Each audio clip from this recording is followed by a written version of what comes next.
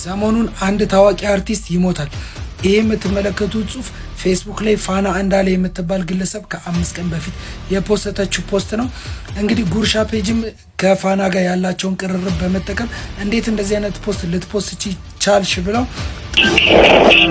ምን ሆነ ነው ፊት ያስታውቅ ነበር በጣም ማለት ተኝቶ ነበር ብዙ ደረጃ መሸጥ የለመደ እናቱን ያስማማል ይባላል። ይሄን ቪዲዮ ለአርቲስት ገነት ንጋቱና እንዳልካቸው ዘነበ ለሚባል ሰው ያደርሱልኝ። እጅግ በጣም የሚያሳዝን ዜና ተሰምቷል። አርቲስት ገነት ንጋቱ ከፍተኛ ትችት እያስተናገደች ትገኛለች። ከነጻነት ወርቅነህ ሞት ጋር ተያይዞ አርቲስት ገነት ንጋቱ ከፍተኛ ትችትን እያስተናገደች ትገኛለች። ምን ሆኖ ነው ዳሬ በእግዚአብሔር ሰው ስትሆን ነፍስ ይማር ትላለህ። ከሰውነት ስትጎድል ደግሞ እንደዚህ አይነት ፖስት በሰዎች ሞት ላይ ትጽፋለህ። ወንድም ጠብቀው ደርሶ የወንጌል አርበኛ አደገኛ ሰባኪ የሚያጫውታቸው ሰዎች እንዴት በሞተ ሰው ወንጌል ይሰበካል ነውሩን ጭምር ነው ያለ አብዛኛው ማህበረሰብ እንዳልከ ሰላም ጤና ይስጥልኝ። ውድና የተከበራችሁ የንቁሆን ሚዲያ ቤተሰቦች እንደምን አላችሁ? እንደምስቆያችሁ እኔ አለሁ እግዚአብሔር ይመስገን። በያላችሁበት ሰላም ክርስቶስ ይብዛላችሁ። የተወደዳችሁ ውድ ቤተሰቦቻችን በድጋሚ እጅግ ሰበር በሆነ መረጃ ተመልሼ መጥቻለሁ። በዚህ ሰዓት እንግዲህ በአርቲስት ነጻነት ወርቅነህ ማረፍ ጋር ተያይዞ ከፍተኛ የሆነ ቁጣ ቀስቅሷል። እንግዲህ መላው ኢትዮጵያ ያስቆጣ ድርጊት እያየን እንገኛለን። አርቲስት ገነት ንጋቱ እንዲሁም ኮሜዲያን ደረጀ ኃይሌ እንዲሁም እንዳልካቸው ዘነበ ላይ ከፍተኛ ትችት ተቀስቅሷል ማለት ነው። በጣም እጅግ የሚያሳዝን ነገር ነው እላችኋለሁኝ። እንግዲህ የአርቲስት መሞት ከ5 ቀን በፊትም በፌስቡክ ፔጅ ላይ ፖስት ያደረገችው ግለሰብ እንግዲህ አነጋጋሪ ሆናለች። አንድ አርቲስት ይሞታል ብላ በፌስቡክ ፔጇ ላይ የዛሬ 5 ቀን አካባቢ ፖስት አድርጋ ነበረ። የመረጃ ከየት አመጣችው የሚል ጥያቄ ቀርቦባችሁ ተጠቅሞ ምላሽ አለ ማስደምጣችሁ ይሆናል። በቅድሚያ ወደዛ ከመሄዳችን በፊት ከአዶናይ ንግግር እንጀምርና እያንዳንዱ ቪዲዮዎችን ማሳያችሁ ይሆናል። ቪዲዮውን ላይክ ያርጋችሁ ጀምሩት። ነጻነት ወርቅነህ ያው ያሳዝናል፣ ይደብራል። በጣም ዘግይተናል። እኔም በበኩሌ ዘግይቻለሁ። ለምን ፍቅርሃለሁ ለማለት ዘግይቻለሁ፣ እሱን ለማስታወስ ዘግይቻለሁ፣ እንዴት ነህ ብዬ ለመጠየቅ ዘግይቻለሁ። ሁላችንም እንደዘገየን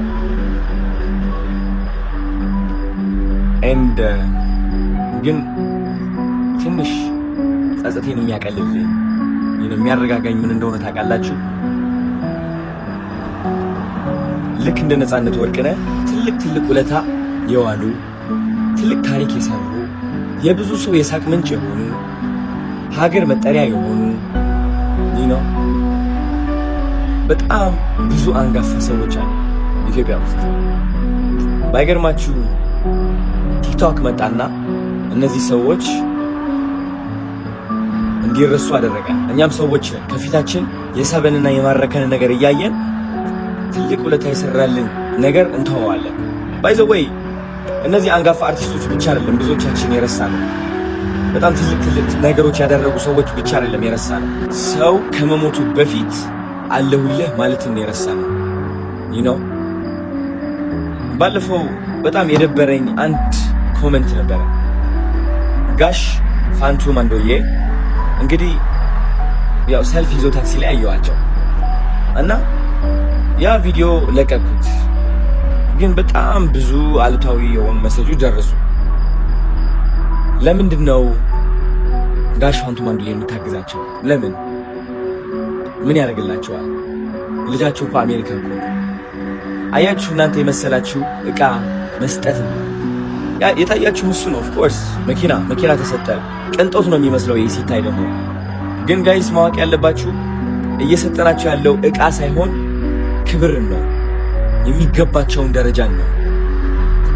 ቀን ቢጥላቸው እኛ ግን መክዳት የለብንም እነሱ። ስለዚህ ጋሽ ሰሎሞን መኪና ሳሰጣቸው መኪና ሳይሆን የሰጠኋቸው ተስፋን ነው፣ ሰው አለልኝን ነው፣ ሰው ይወደኛል ነው፣ ሰው አልረሳኝም ነው። ከመኪና በላይ ይህ መንፈሳዊ ጥንካሬ እንሰጣቸዋለን። ሱራፌል ነው። ስለዚህ ከምን ጊዜ በላይ የጀመርኩት ቻሌንጅ አጠናክሬ ለመቀጠል ወስኛለሁ። ኢትዮጵያ ውስጥ ያሉ አንጋፋ ሰዎች ለኛ ፈገግታ ምክንያት፣ ለኛ ኩራት ምክንያት፣ ለኛ መፈቃቀር ምክንያት የሆኑ ሰዎች የሚገባቸውን ክብር ለመስጠት ቃል እገባለሁ። ሰው ከሞተ በኋላ ጀግና ነበር፣ ጎበዝ ነበር እያልኩኝ መመስከር አልፈልግም። ያ ሰው በህይወት እያለ ግን መመስከር እችላለሁ። ስለዚህ አንድ ጥያቄ ጠይቃችኋለሁ። የኢትዮጵያ ካምፓኒዎች፣ ቢዝነሶች በተቻላችሁ አቅም ለነጻነት ወርቅነህ ቤተሰቦች ድጋፍ ብታደርጉ ደስ ይለኛል። ድጋፍ ያስፈልጋቸዋል ወይስ አያስፈልጋቸውም የሚለው እርግጠኛ አይደለሁኝም። ማያስፈልግ ከሆነም ችግር የለውም፣ ግዴታ አይደለም። ግን ካስፈለገ ብናደርግ ድጋፍ ደስ ይለኛል። ነው የሚያጠነክራቸው because ይህ ቪዲዮ የነጻነት ወርቅነህ ቪዲዮ አይቼዋለሁ። እሱ ብቻ ነው ያላቸው። ስለዚህ እንቁምላቸው አትሊስት በዚህም ካሰው ነጻነት ወርቅነህ።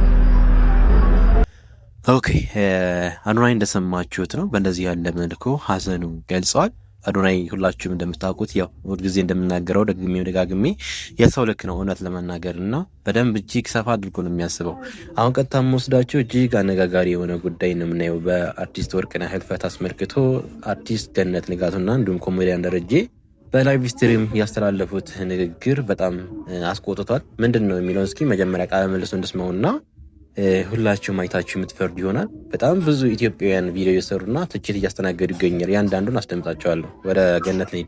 ምንድን ነው የሆነው? ዳሬ በእግዚአብሔር ምንድን ነው የሆነው? ምን ሆኖ ነው ዳሬ በእግዚአብሔር ምን ሆኖ ነው? ሞት ነበር። ጉበት ፊቱ ያስታውቅ ነበር በጣም ማለት ተኝቶ ነበር ብዙ ዳሬ ተኝቶ ነበር ብዙ። አይ ዛሬ ማውጣራ ሄዶ በእግሩ ሄዶ ሆስፒታል ሲያመው ደህና ነበር ማታ። ኧረ ጠዋትም ስራ ሊገባ አማማኝ ብሎ ከምር ነው ስራ ሊገባ? አዎ እንዴ አዎ ወጣሽ በኋላ ደውልልሻለሁ። ገነት ንጋቱ ከኮሜዲያን ደረጀ ኃይሌ ጋር ያደረገችው የላይቭ ስትሪም ቆይታ ነው፣ ቪዲዮ ነው። ላይቭ ስትሪም ላይ ቀጥታ ሆና ነው ይሄ መረጃ ስጠይቀው የነበረችው። በአርቲስት ወርቅነህ ህልፈት አስመልክቶ ደረጀን እየጠየቀችው ነበረ ደውላና እንደምታዩት ይህ ጉዳይ ካንቺ አይጠበቅም እያሉ በጣም ብዙዎች እየተቿት ይገኛሉ። ወደ ቪዲዮ እንሂድ። ምን ሆኖ ነው? ሞት ነበር። ጉበት ፊቱ ያስታውቅ ነበር በጣም ማለት ተኝቶ ነበር ብዙ ዳሬ መሸጥ የለመደ እናቱን ያስማማል ይባላል። እዚህ ሶሻል ሚዲያ ላይ ገመናችሁን ሸጣችሁ ገንዘብ ማግኘት ስትጀምሩ ከዛ በኋላ በቃ ይሉኝታችሁን ሰው ምን ይለኛል ይሄ ትንሽ ህሊናችሁን ነው የምትቀብሩት። መስመር የለውም በቃ ከዛ በኋላ የምትሰሩት ነገር ማለት ነው። እዚህ ጋር ያያችሁት ነገርም የዛ ተቀጥያ ነው። ሶሻል ሚዲያው ላይ ሜንስትሪም ሚዲያው ላይ የሰውን ችግር፣ ሀዘን፣ ሞት የገንዘብና የአቴንሽን ምንጭ ማድረግ ከጀመርም በጣም ቆይተናልና የዛ ውጤት ነው እዚህ ጋር የምናየው ነገር። የሚቆም ነገር አይደለም፣ ወደፊትም ገና ይቀጥላል። ምንድነው በሰው ሀዘንና ሞት መነገዱ እና ያሳዝናል። ብቻ እንደ ነገር የምትሰሩ ሰዎች ብልግና ነው፣ ወራዳነት ነው። ትላልቅ ሰዎች ናችሁ ደግሞ ህፃናት እንኳን አይደላችሁምና ይመጣል እናንተ ጋርም ያ ሞት እና በእናንተ ሞት ሌላው ይሳለቃል። ሰምቼ ነው የመጣሁት። ተመልከቱ ምን አይነት ህሊና ቢስ ሴት እንደሆነች። መጀመሪያ ሰምታለች። ከሰማች በኋላ ምንድን ያደረገችው? ካሜራ አዘጋጀች፣ ስልኩን ላውድ አደረገችው፣ ጥቁር ለበሰች፣ ገንዘብ ልትሰራ። ምን አይነት ህሊና ቢኖራት ነው? በእናታችሁ የሰው ልጅ ይሄን ሲሰማ እንዴት አይደነግጥም? እሱ ጥሎት ከሄደ እኔም ጥዬው ሄዳለሁ ብሎ እንዴት አያስብም? ማለት ምን አይነት ህሊና ቢኖራት? በእርግጥ ይህችን ሴት የምታውቋት ነች። በትዳሯ ሶሻል ሚዲያ ላይ እያነጋገረች ገንዘብ ስትሰራ የነበረ ሴት ነች። ከነጻነት ወርቅነህ ሞት ጋር ተያይዞ አርቲስት ገነት ንጋቱ ከፍተኛ ትችትን እያስተናገደች ትገኛለች። በዚህ ሰዓት ታዲያ አርቲስት ገነት ንጋቱ ትችቱን እያስተናገደች ያለችው አርቲስቱ ሞቶ ሳለ በዩቲዩብ ገጿ ላይ ላይቭ በመግባት ለአርቲስት ደረጀ ኃይሌ በመደወል ያለውን ሁኔታ ላይቭ ላይ በማሰራጨቷም ነው። ይህን ቪዲዮ ለአርቲስት ገነት ንጋቱና እንዳልካቸው ዘነበ ለሚባል ሰው እያደረሱልኝ። አርቲስት ገነት ንጋቱ ጌታ እኮ ሀዘንሽን ሁሉ ነገርሽን ዩቲዩብ ላይ ማሳየት አይጠበቅብሽም። አንዳንዴ ዩቲዩብንም አለፍ ማለት ያስፈልጋል። ሻልና ከብርሻል ግዴታ ሁሉም ነገር ዩቲዩብ ላይ መለቀቅ የለበትም አይደለ? የቅርብ ጓደኛሽ ነው፣ የቅርብ የሥራ አጋርሽ ነው። እንደ ዩቲዩብ ለመስራት እንዴት እንደመጣልሽ አላቅም። ብቻ ግን እኔ ይሄ ነገር አሳዝኖኛል። እንዳልካቸው ዘነበ በሞተ ሰው ወንጌል አይሰራም። ነፃነት ወርቅነህ ነፍሱን ይማረውና ስላሴ ልጅነት አግኝቶ ኦርቶዶክስ አይደል በክርስቶስ አምኖ ነው የሞተው። አንተ በየገባበት ሁሉ ቀን እንደ ህፃን አያጫውት። እንደ እደግ በእውነት እደግ። አርቲስት ገነት ንጋቱ ከፍተኛ ትችት እያስተናገደች ትገኛለች። በትናንትናው ዕለት እንግዲህ በህይወት ያጣነው ተወዳጁ አርቲስት ነፃነት ወርቅነህን ህልፈት ተከትሎ እንግዲህ በቪዲዮ ባሰራጨችው መልእክት ነው ትችቱን እያስተናገደች የሚገኘው። ከስልክ ከተደወለለት መካከል እንግዲህ ኮሜዲያን ደረጀ ማለት ነው እንደምቀረጽ አላውቅም ነበር፣ ይህ ሲበዛ ስግብግብነት ነው ሲል ደረጀ ኃይልም እንግዲህ በፌስቡክ ገጹ ባሰፈረ ጽሑፍ ማለት ነው አንድን ሰው በሐዘን ላይ ያለ እንደሚቀረጽ ያውቁ ቀርጾ እንዲህ ማድረግ በጣም ሲበዛ ነውርና ከተማረ ሰው የማይጠበቅ ነው ብለዋል። ኮሜዲያን ደረጀ ኃይሌ ምላሽ ሰጠ። እኔ መቀረጽን አላውቅም፣ ሲበዛ ሆዳምነትና ከተማረ ሰው የማይጠበቅ ነው ሲልም ኮንኗል። አርቲስት ገነት ንጋቱ የሙያ ባልደረባ የሆነውን የአርቲስት ነፃነት ወርቅነህን ህልፈት ተከትሎ በዩቲዩብ ቻናሏ ባሰራጨችው ዘገባ ምክንያት ከህዝብ ከፍተኛ ትችትና ተቃውሞ እየደረሰባት ይገኛል። እዚህ ቪዲዮ ላይ ኮሜዲያን ደረጀ ኃይሌን በስልክ ስታነጋግረውም ታይታለች።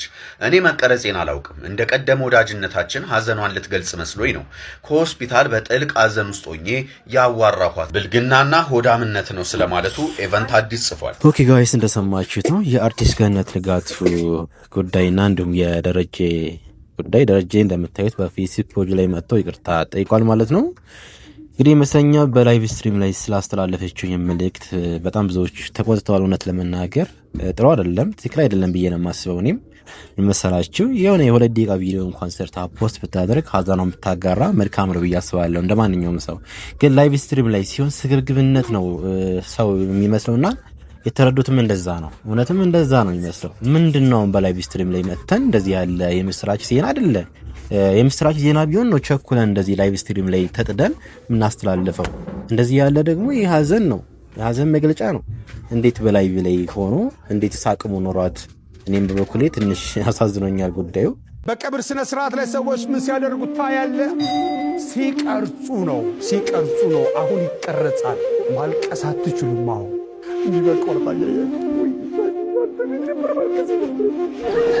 ነፍስ ይማርና እንደምታዩት ይችን ነገር ተናግሮ ነበረ።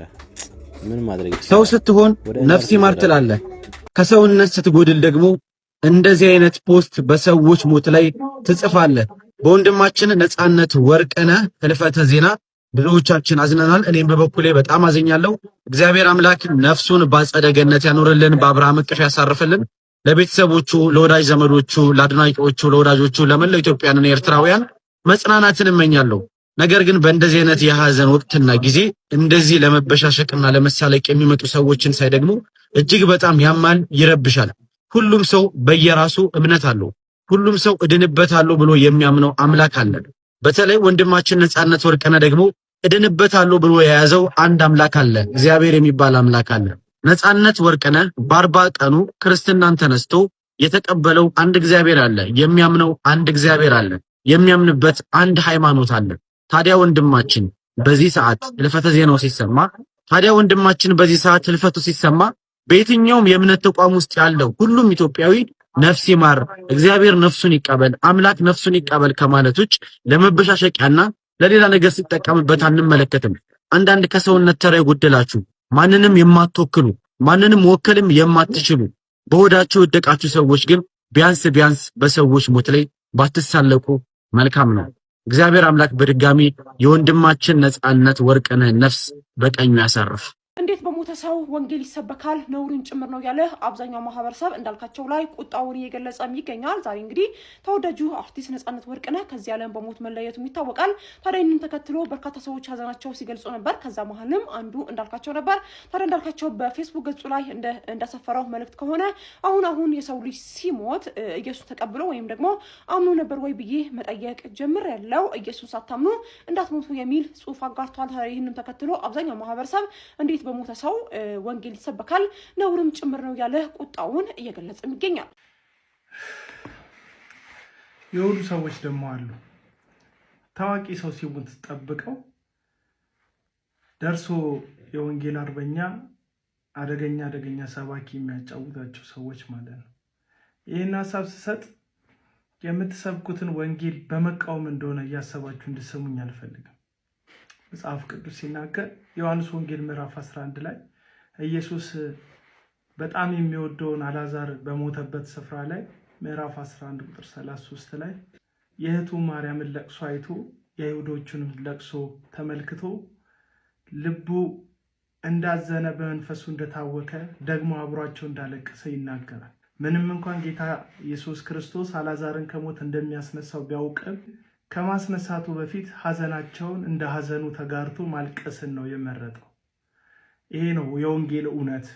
ወንጌል የዘላለም ሕይወት እንደሚሰጥ ዋስትና እንዳለው እርግጥ ቢሆንም ድንገት ግን ያዘኑ ቤተሰቦች እንዳሉ ረስተን የሞተው ሰውዬ መዳኑና አለመዳኑ በጣም አጠራጣሪ እንደሆነ ለቤተሰቦቹ ሌላ የቤት ስራ እየሰጠን ሐዘናቸውን ማክበድ ላይ የሚመሰረት አይደለም። ሲጀመር ወንጌል ሰው ሲሞት ተጠብቆ የሚነገርም የሚወራም ጉዳይ አይደለም። የምስራች ነው። ሞት ተሸንፏል፣ ኃጢአት ተሸንፏል፣ የሰው ዕዳ ተከፍሏል የሚባልበት ሰው በጤናው እያለ ሰው ሰላም እያለ የሚነገር መልእክት ነው።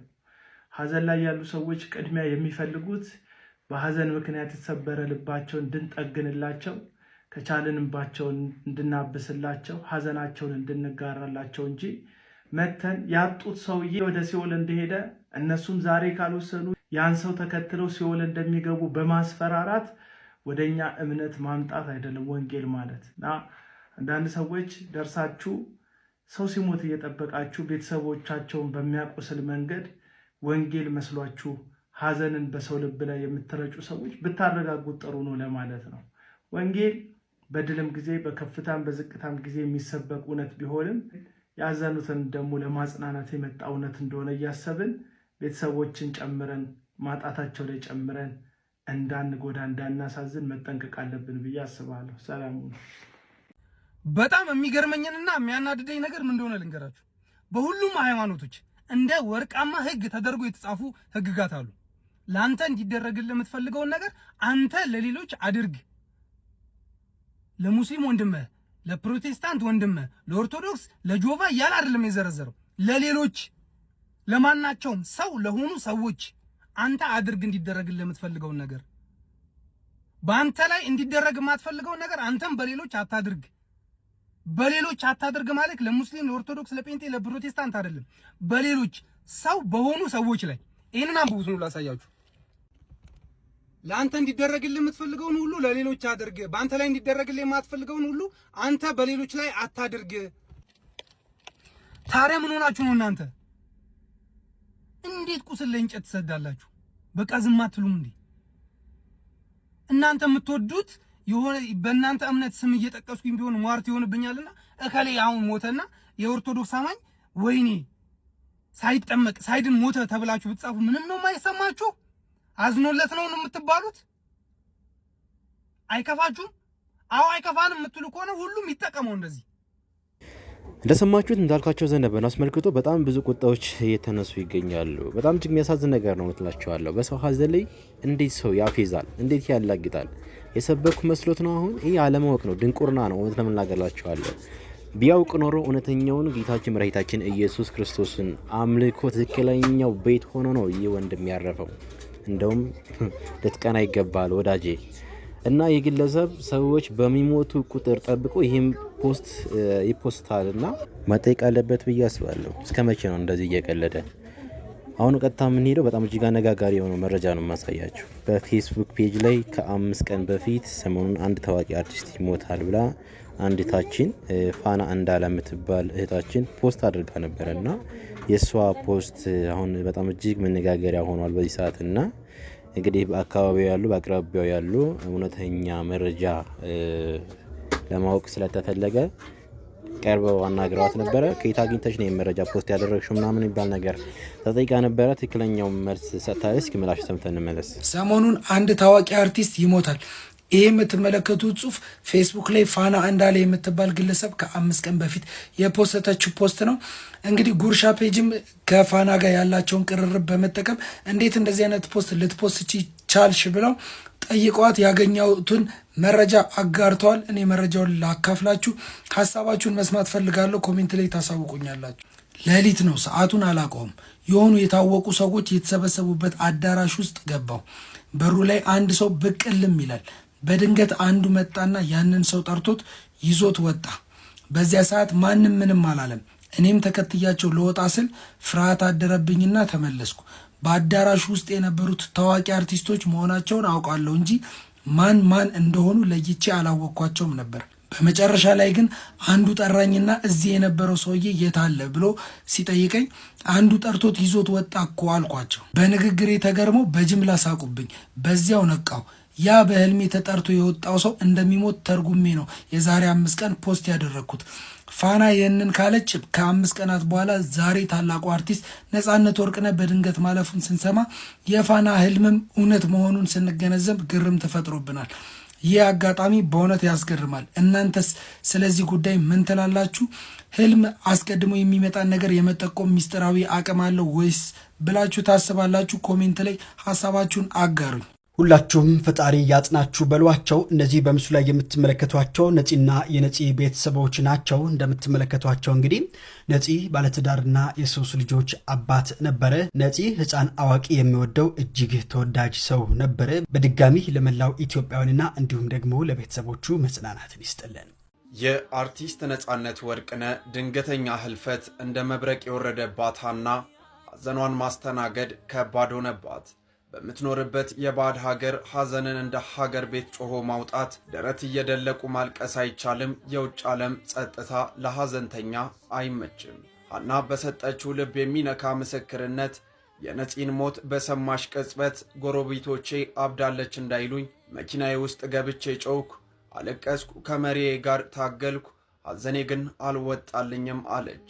አርቲስት ሀና ነጻነትን የምታውቀው በሥራ አጋርነት ብቻ ሳይሆን እሱ ለሷ የ10 ቀበሌ ጓድ የፒያሳ ትዝታና የፈገግታ ምንጯም ነበረ። ሐዘኗ አልወጣ ሲላት ትዝታ ወደ ኋላ ወሰዳት። እነዚያ በጋራ ያሳለፏቸው የፒያሳና የ4 ኪሎ ቀናት ከፊቷ ተደቀኑ። አብረው የበሉት፣ አብረው የጠጡት፣ በመድረክና በፊልም ሥራ ላይ አብረው የሳቁባቸው ደጋግ ወራት በተራ መጡባት። ነጻነት ወርቅነህ አምኖ መቀበል ከበደኝ፣ ነፂ ወንድሜ፣ ነፂ የሥራ ባልደረባዬ፣ ባዕድ ሀገር ሆኖ የወዳጅ ሐዘን መስማት ለካስ እንዲህ ከባድ ነው ስትልም የሐዘኗን ጥልቀት ገልጻለች። በመጨረሻም ከአቅም በላይ የሆነን ሐዘን ለፈጣሪ በመስጠት ለልብ ወዳጅ የመጨረሻ የሽኝት ቃሏንም በምርቃትም ቋጭታለች። እንግዲህስ ምን እላለሁ? ያሳደገ የምትወደውና የሚወድህ ቅዱስ ዑራኤል በክንፎቹ ይቀበልህ። የአርቲስት ሀና ዮሐንስ እንባ የብዙዎች ዲያስፖራ ኢትዮጵያውያንን የጋራ ስሜት ማሳያ ሆኖም አልፏል። የነጻነት ወርቅነህ መልካምነትና ቀልዶቹ ግን በሃናና በአድናቂዎቹ ልብ ውስጥም ለዘላለም ታትሞ ይኖራል። ሳቅና ደስታቸው ከነሱ አልፎ ለኛ የሚያጋቡ ሰዎችን እኮ አተናቸዋል። ወደሚወዱትና ወደሚወዳቸው አምላካቸው ሄደዋል። የኛም ጸሎታችን በጉ ብርሃን የሆነባትን አዲሲቷን ከተማ እግዚአብሔር እንዲሰጣቸው፣ እኛም በምድር እንዳሳቁን በአባታቸው መንግስት እንዲስቁ የኛ ጸሎታችን